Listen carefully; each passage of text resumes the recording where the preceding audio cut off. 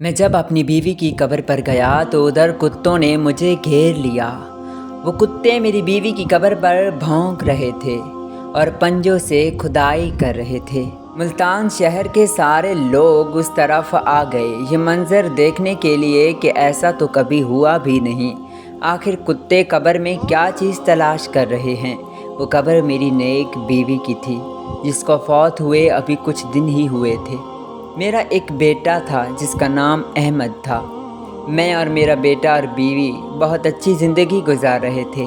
न जाने किसकी नज़र लगी मेरी बीवी इस दुनिया से चली गई। वो बहुत नेक थी। उस दिन तो हमारे घर में क़यामत बर्पा हो गई थी। मेरा बच्चा ज़ारो कतार रो रहा था, अपनी माँ की जुदाई बर्दाश्त ना कर सका। मैं भी ज़ारो कतार रोने लगा। हालांकि मर्द था लेकिन मैं अपने आंसू ना रोक पाया क्योंकि मेरी बीवी और मुझ में बहुत ज़्यादा मोहब्बत थी। हम दोनों एक दूसरे के दुख सुख के साथ ही थे। लेकिन आज वो मेरे से जुदा हो रही है।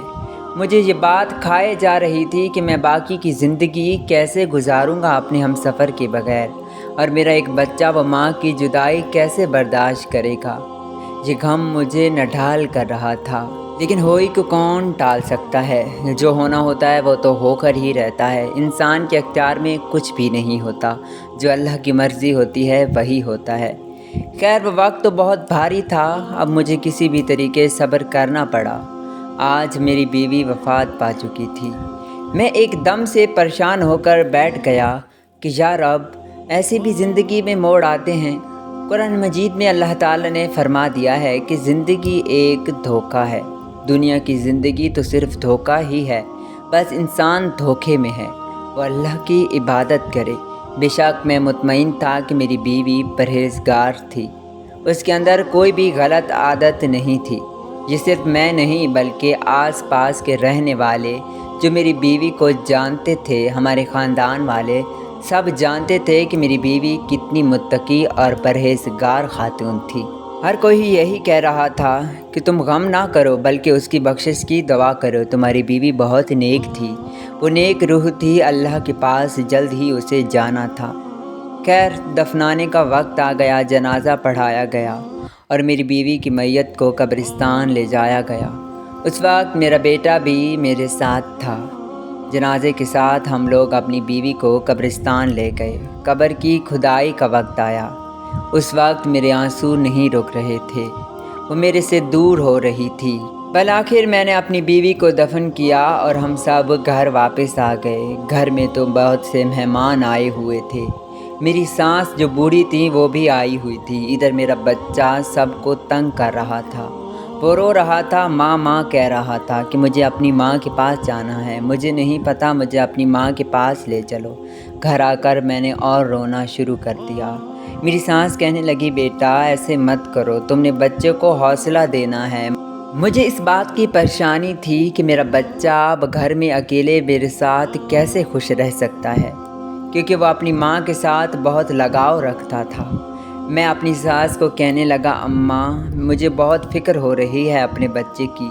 अभी से इसकी ये हालत है, कुछ दिन गुजरने के बाद तो ये इसकी हालत और ज़्यादा ख़राब हो जाएगी। क्या करूँगा मैं, आप मुझे बताएं। ऐसा ही हुआ। 2 दिन के बाद ही मेरे बच्चे की तबीयत बहुत ज़्यादा ख़राब हो गई। मैंने अपनी सास से मशवरा किया कि इसे अच्छे डॉक्टर से चेक करवाना चाहिए, क्योंकि इसकी तबीयत दिन ब दिन ख़राब हो गई है। ये हमेशा रोता ही रहता है, न कुछ अच्छा खा रहा है न पी रहा है। मेरी सास और मैं इसे लेकर डॉक्टर के पास आ गए। डॉक्टर को मैंने सारी बात बताई कि माँ की वफ़ात के बाद ये ऐसी हालत में हो गया है। डॉक्टर ने चेक किया तो कहने लगे इसे बहुत गहरा सदमा लगा है। अभी ये नन्ही सी जान थी लेकिन इसके ऊपर बहुत बड़ा दुख आया है। इसने वो दिल पर ले लिया है, जिस वजह से इसकी तबीयत बहुत ख़राब हो गई है। लिहाजा आप कोशिश करें कि आपके बच्चों को कोई ऐसा सदमा फिर से ना पहुँचे। अगर आपके बेटे के साथ फिर ऐसा हुआ तो हो सकता है कि वो कोमा में चला जाए। ये सुनते ही मेरी तो रूह कांप गई कि या अल्लाह, एक मुसीबत से जान छूटी नहीं थी कि दूसरी गले पड़ गई। मेरी सास की आंखों में आंसू आ गए कि ये बहुत बड़ा मसला बन गया है। अब मैं क्या करूँगा। मेरा बच्चा तो होश में आते ही माँ माँ कहेगा, क्योंकि वो माँ से बहुत मोहब्बत करता था। उसका बहुत लगाव था अपनी माँ के साथ। मैं बहुत परेशान था और दिल ही दिल में रो रहा था। کہ یا اللہ میں کیا کروں گا۔ میں نے اپنی سانس کو کہا کہ اماں جان آپ ایسا کریں، آپ ہمیشہ کے لیے میرے گھر میں رک جائیں۔ میرے بچہ اب آپ کے حوالے رہے گا تو اس کا دل لگا رہے گا، آپ اس کی نانو ہیں، وہ آپ سے بھی محبت کرتا ہے۔ اگر میں کبھی کبھار گھر سے دور جاتا ہوں تو وہ گھر میں اکیلا بور ہو جائے گا، اور ڈاکٹر نے ویسے بھی بہت سختی سے منع کیا ہے۔ میری سانس کہنے لگی بیٹا تم فکر نہ کرو، میں اپنے پوتے اور تمہارے سہاتی اس گھر میں رہوں گی۔ مجھے بہت خوشی ہوئی اور میرا دل مطمئن ہو گیا۔ ایسا ہی ہوا جیسا میں نے سوچا تھا، میرے بچے کا دل اپنی نانوں کے ساتھ لگ گیا تھا۔ وہ بچہ تھا آہستہ آہستہ اس دکھ کو بھولتا جا رہا تھا، میرا دل اس کی طرف سے بالکل مطمئن ہو گیا تھا۔ میری سانس کہنے لگی بیٹا اب تو فکر نہ کر، تو اپنے کام پر توجہ دے، تیرا بچہ اب پرسکون ہو گیا ہے، وہ ہمیشہ کھیلتا رہتا ہے۔ میرے دل کو یہ بات سن کر بہت ٹھنڈک پہنچی، میں اپنے بچے کی مسکراہٹ واپس دیکھ کر بہت خوش ہوا اور کہنے لگا یا میرے رب تیرا شکر ہے، ورنہ ایک بڑی مصیبت میرے گلے پڑ جاتی۔ پہلی مصیبت کو میں نے جھیلا بہت مشکل سے ہے، لیکن اب کوئی تکلیف نہ دینا جسے میں برداشت نہ کر سکوں۔ کافی دن ہو گئے تھے میں بچے کی بیماری میں اتنا مصروف ہو گیا تھا کہ میں اپنی بیوی کی قبر پر بھی نہیں گیا۔ ایسے ہی عصر کی نماز پڑھ کر میں سیدھا قبرستان گیا۔ جس منظر میں نے دیکھا وہ دیکھ کر میرے پیروں تلے زمین نکل گئی، کیونکہ میری بیوی کی قبر پر 5-6 کتے آ رہے تھے اور وہ مجھے بھونک رہے تھے۔ وہ قبر کو تھوڑا تھوڑا کھود بھی رہے تھے اپنے پنجوں کے ساتھ۔ یہ دیکھ کر مجھے بہت غصہ آیا اور تھوڑا سا تعجب بھی ہوا کہ یہ کتے میری بیوی کی قبر پر کیا کر رہے ہیں۔ وہ کتے بہت بھیانک تھے اور بڑی بڑی آوازیں نکال رہے تھے۔ میں نے جوتا اتارا اور انہیں مار دیا۔ اس طرح کرتے ہی کتے ڈر کر بھاگ گئے۔ میں حیران تھا کہ آخر یہ کتے میری بیوی کی قبر کو کھود کیوں رہے تھے، لیکن میں نے سمجھا کہ یہ ایسے ہی ہو سکتا ہے، جانور ہیں کبھی کبھار ایسے کرتے رہتے ہیں۔ خیر میں اپنی بیوی کی قبر پر پہنچ کر فاتحہ پڑھنے لگا، رونے لگا، میرے دل آنسو رو رہا تھا۔ میں نے کہا کہ تو یہاں آ چکی ہے، تو نے یہ نہیں دیکھا کہ پیچھے تیرا شوہر اور تیرا بچہ کہاں جائیں گے؟ کون رکھے گا ان کا خیال جتنا تو رکھتی تھی؟ میں زاروں قطار رونے لگا۔ میرے رونے کی آواز سن کر ایک کتا میری طرف دوڑا۔ اس وقت میں نے آنکھیں بند کی ہوئی تھیں اور کلام شریف پڑھ رہا تھا۔ جب میں نے آنکھیں کھولی تو دیکھا کہ قبر پر کتا پنجے مار رہا ہے۔ میں نے اسے بھگا دیا کہ کتنا بے خوف ہے، اسے ڈر بھی نہیں کہ میں پاس بیٹھا ہوں۔ اس طرح وہ کتا وہاں سے بھاگ گیا۔ مجھے بار بار سوچ کر پریشانی ہو رہی تھی کہ آخرکار ایسا کیوں کر رہے تھے کتے۔ میں گھر آ گیا، میرا بچہ میرا انتظار کر رہا تھا۔ اس نے مجھ سے پوچھا کہ ابا جان آپ کہاں گئے تھے؟ میں نے نہیں بتایا کہ کہیں اسے دوبارہ سے ماں کی یاد نہ آ جائے۔ پہلے یہ بڑی مشکل سے بھولا ہے، لیکن گھر آ کر بھی میں بے چین سا تھا۔ میری سانس کہنے لگی بیٹا کیا ہوا ہے؟ کافی دکھی لگ رہے ہو، کوئی پریشانی ہے تو مجھے بتاؤ۔ میں نے اپنی بوڑھی سانس کو نہیں بتایا کہ یہ ویسے ہی پریشان ہو جائیں گی۔ پتہ نہیں بات کیا تھی، وہ کتے آخر میری بیوی کی قبر پر کیوں بھونک رہے تھے؟ ایک کتے کی بات تو سمجھ میں آتی ہے، لیکن کافی زیادہ تھے، اور میرے منع کرنے کے باوجود وہ بار بار قبر پر آ رہے تھے۔ یہ بات سوچ کر میرے دل میں بہت عجیب و غریب خوف آ رہا تھا۔ میری بیوی تو نیک تھی، آخر اس کے ساتھ ایسا کیوں ہو رہا ہے؟ اس نے کبھی ایسے گناہ تو نہیں کیے تھے، وہ تو ہمیشہ سے خوف خدا دل میں رکھتی تھی، نماز کی پابندی کرتی تھی، آخر وہ جانور میری بیوی کی قبر پر کیوں کھدائی کر رہے تھے؟ اسی سوچ کے ساتھ رات ہو گئی اور میں سو گیا۔ تو جو میں نے خواب میں دیکھا تو میری بیوی ایک بند کمرے میں بیٹھی ہے، زاروں قطار رو رہی ہے اور اس کمرے میں آگ جل رہی ہے۔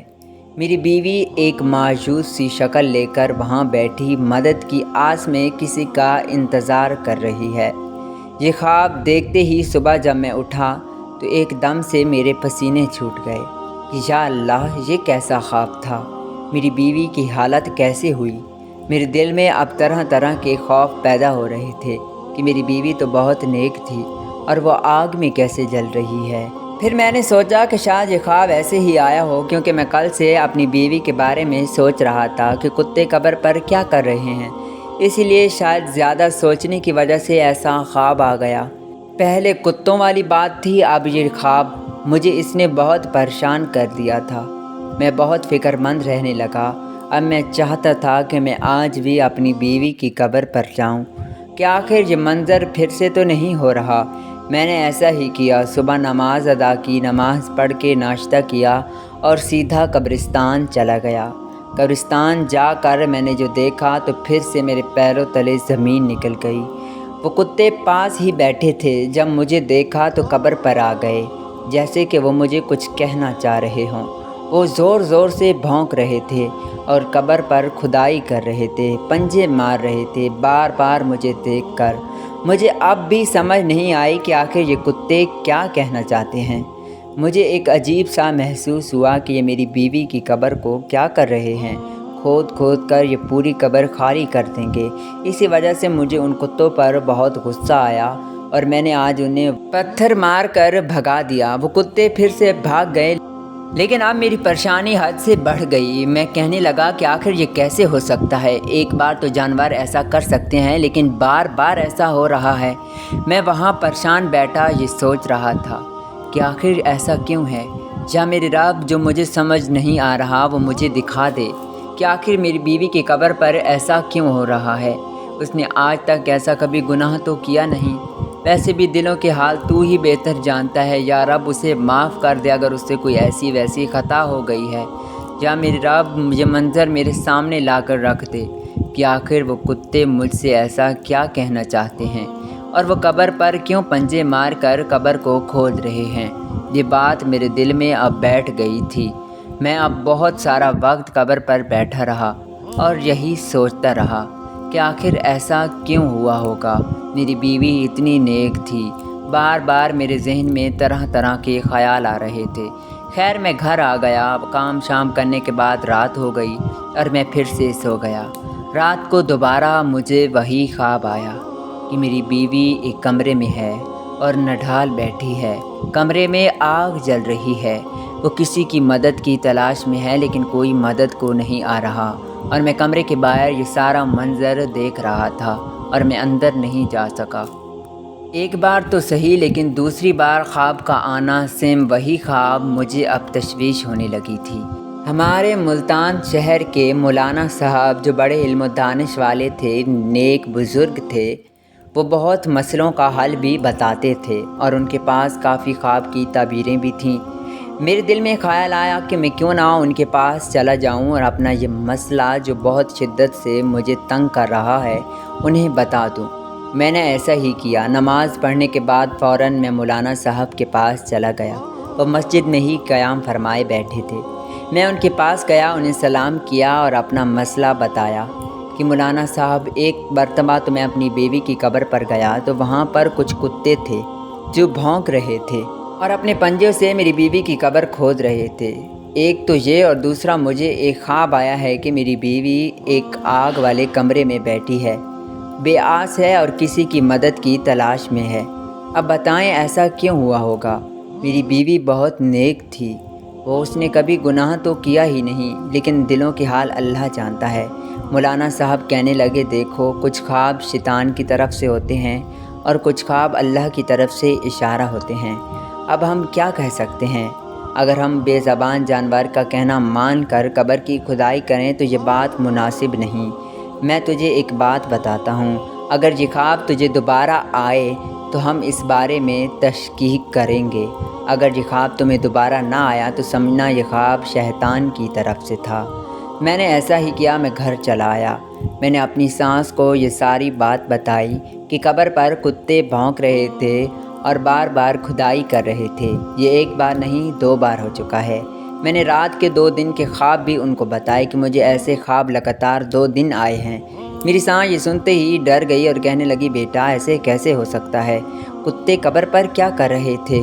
یقیناً تجھے کوئی غلط فہمی ہوئی ہوگی، وہ جانور ہیں، ایسے ہی کرتے کرتے قبروں پر آتے جاتے رہتے ہیں۔ میں خاموش ہو گیا اور ان کی کوئی بات کا جواب نہیں دیا کہ بوڑھی عورت ہیں، یہ نہیں سمجھیں گی اور ایسے ہی پریشان ہوتی رہیں گی۔ میں نے خاموشی میں ہی بہتر پایا۔ میں یہی سوچتا رہا کہ اگر یہ خواب مجھے دوبارہ آیا تو یقیناً اس میں کوئی گہری بات ہے جو مجھے اللہ کی طرف سے معلوم ہونی ہے۔ خیر رات کو نماز پڑھ کر میں سو گیا۔ رات کو پھر وہی تیسرے دن وہی خواب آیا کہ میری بیوی اسی کمرے میں ہے جہاں آگ جل رہی ہے اور میں کمرے کے باہر یہ سارا منظر اپنی آنکھوں سے دیکھ رہا ہوں، لیکن میری اتنی ہمت نہیں ہو رہی کہ میں اپنی بیوی کو بچا سکوں۔ یہ خواب دیکھتے ہی میری آنکھ کھل گئی اور میں گھبرا اٹھا۔ میرے جسم پر اس وقت بہت سا پسینہ آ چکا تھا۔ میرا دل زور زور کا دھڑک رہا تھا کہ یا رب، مولانا صاحب کی بات تو سچ ہوئی، یہ اللہ کی طرف سے کوئی اشارہ ہے، کوئی گہری بات ہے جو ہمیں پتہ لگنا بہت ضروری ہے۔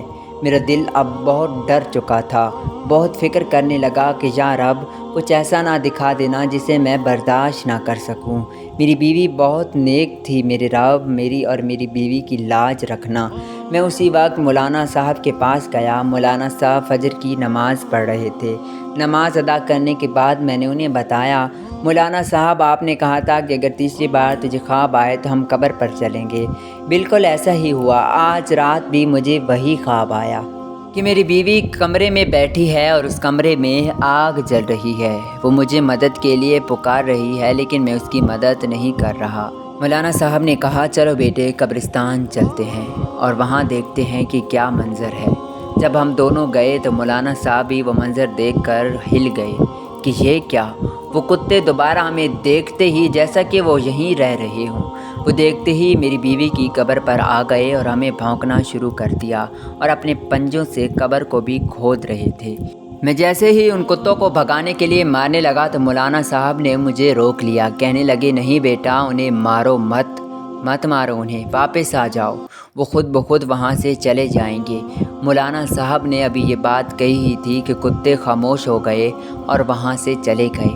میں ایک دم سے حیران ہو گیا کہ جیسے وہ ہماری بات سن رہے ہوں اور انہیں ہماری بات کی سمجھ بھی آ رہی ہو۔ جب وہ قبر سے چلے گئے تو مولانا صاحب اور میں قبر پر آ گئے۔ مولانا صاحب ایک بار قبر کو غور سے دیکھنے لگے۔ بہت سارا معائنہ کرنے کے بعد مولانا صاحب نے مجھے کہا، بیٹا اب تم ایسا کرو جہاں پہ کتے کھدائی کر رہے تھے، پہلے اس جگہ کو کھودو، بعد میں اگر ہمیں ضرورت پڑی تو ہم پوری قبر کی کھدائی کریں گے۔ دیکھو اب یہ اللہ کی طرف سے کوئی اشارہ ہوگا جو کتے ہمیں بتا رہے ہیں لیکن ہم سمجھ نہیں پا رہے، اور ایک تو تمہیں 3 دن مسلسل ایک ہی خواب آ رہا ہے، یقیناً اس میں کوئی راز کی بات ہے۔ تمہاری بیوی نیک ہے، شاید کوئی اس کے ساتھ مسئلہ ہو۔ میرے دل میں تو بہت خوف تھا کہ یا رب کچھ ایسا نہ دکھا دینا جسے میں برداشت نہ کر پاؤں۔ میں اسی جگہ کی کھدائی کرنے لگا جہاں پر کتے پنجے مار رہے تھے۔ کھدائی کرتے ہی ایک دم سے کسی میرے ہاتھ سے چھوٹ گئی اور میں دھڑم سے زمین پر گر پڑا، کیونکہ میرے سامنے ایک خوفناک چیز تھی جو مجھے دیکھتے ہی خوف میں لے گئی۔ مولانا صاحب نے جب اس گڑھے کی طرف آ کر دیکھا تو وہ بھی ہل کر رہ گئے، کیونکہ اس جگہ پر خون کے پتلے پڑے تھے جن کے اوپر سوئیاں چھپی ہوئی تھیں۔ مولانا صاحب نے اللہ کی بابرکت کلام پڑھ کر وہ پتلے اٹھا کر زمین کی ایک دوسری جگہ میں دفن کر دیے، اور میں پوچھنے لگا کہ یہ کیا ہیں تو مولانا صاحب کہنے لگے، یہ کالا جادو کرتے ہیں لوگ اور قبروں میں ایسے پتلے دفنا دیتے ہیں جس وجہ سے جو نیک روحیں ہوتی ہیں وہ برداشت نہیں کر پاتی اور بے چین رہتی ہیں۔ اسی وجہ سے تمہاری بیوی نیک تھی، اللہ تعالیٰ نے اس کی مدد کی اور ہمیں یہاں تک پہنچایا۔ کتے بھی ہمیں یہی اشارہ دے رہے تھے، تمہاری بیوی بے چین تھی قبر میں۔ کالا جادو حرام ہے ہمارے مذہب میں، اسی وجہ سے اس میں بہت اذیت ہوتی ہے، جس وجہ سے تیری بیوی کی روح بے چین تھی اور قبر میں اس کو چین نہیں مل رہا تھا۔ استغفر اللہ، اللہ تعالیٰ ہم سب مسلمانوں کو ہدایت دے، آمین۔